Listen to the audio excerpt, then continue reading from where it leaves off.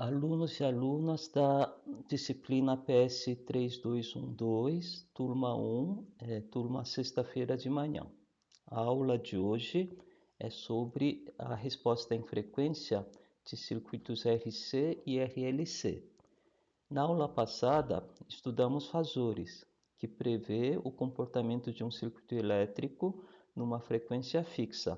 Hoje, vamos estudar a resposta em frequência, que modela o comportamento de um circuito elétrico quando se varia a frequência.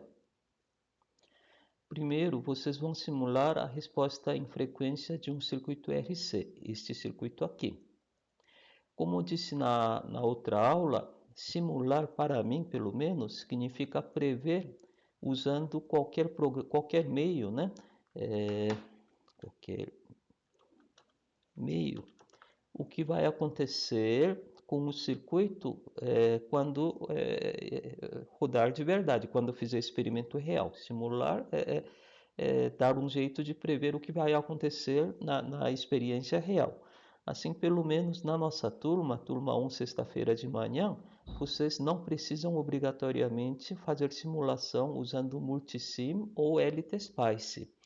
Se vocês conseguem prever corretamente o que vai acontecer com o circuito, fazendo as contas numa calculadora ou escrevendo um programa C++, Python ou Octave, para mim está ótimo, tá?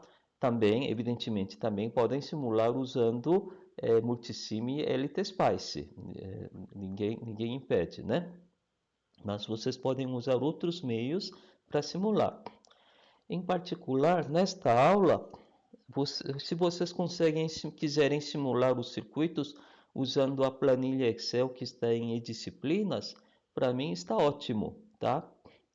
O que interessa é conseguir prever o que vai acontecer quando formos fazer a experiência física depois que terminar a quarentena, de forma que possamos fazer a experiência física rapidamente. Vocês têm que prever, através da simulação, os dados que vão obter, né? E também já tirar as conclusões. Tirar as conclusões antes de fazer a experiência física, a partir dos dados simulados. Fizemos uma reunião de professores e chegamos à conclusão, né, de que é melhor deixar só a guia em formato PDF, porque se deixarem no formato doc, pode acrescentar material dentro do doc, né, e o arquivo perder o formato. Então, o que vocês têm que fazer é preencher dentro do PDF, e se vocês quiserem acrescentar tabelas, gráficos ou outros materiais, figuras, né? Aí vocês podem criar páginas adicionais usando doc, ODT, o que vocês quiserem, né? Aí depois converte esse anexo para PDF e gruda no PDF do guia experimental, tá bom?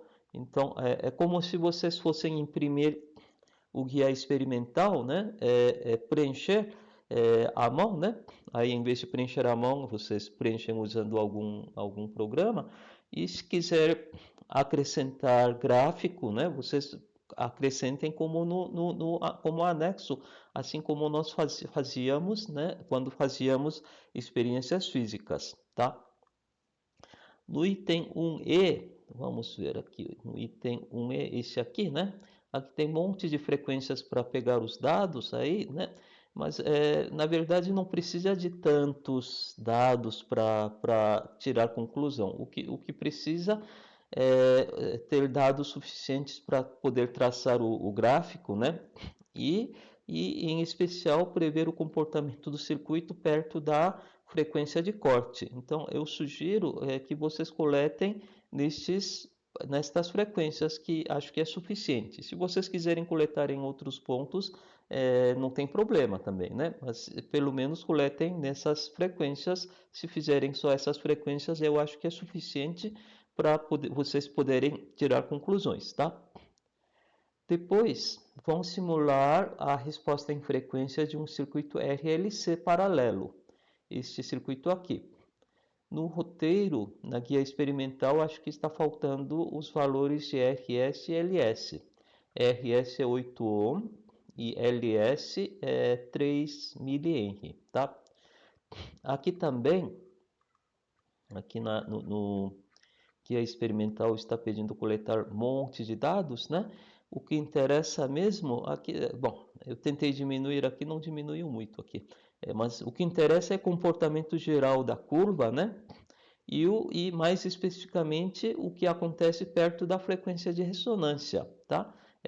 Que está mais ou menos por aqui no meio, né? Então, e também interessa um pouco o que acontece aqui no começo da curva, para frequências baixas, né? Que aí vai ter um comportamento um pouco diferente, tá? Então, eu sugiro que vocês coletem os dados nestas frequências. Se vocês coletarem em todas as frequências que está aqui no roteiro, não tem problema, tá? Mas aqui eu escolhi um pouco menos de frequência, apesar que aqui não diminuiu tanto, né? Por fim, o item 2.2, esse item é uma coisa, ele depende, este item 2.2 depende muito da funcionalidade sweep do gerador de funções que temos no laboratório. Este item que simula o gerador de funções não dá para fazer no LTSpice, porque LTSpice não tem gerador de funções virtual. Agora, usando o Multisim, dá para fazer, mas tem vários detalhes que muita gente acho que vai ficar em dúvida. Então, eu estou deixando esse item como opcional. Vocês podem fazer ou não, tá? É, tá? Então, para a nossa turma, então, esse item 2.2 é opcional. Pode fazer se quiser, né? Se não conseguir fazer ou se não quiser fazer, também não tem problema. Tá bom? Então,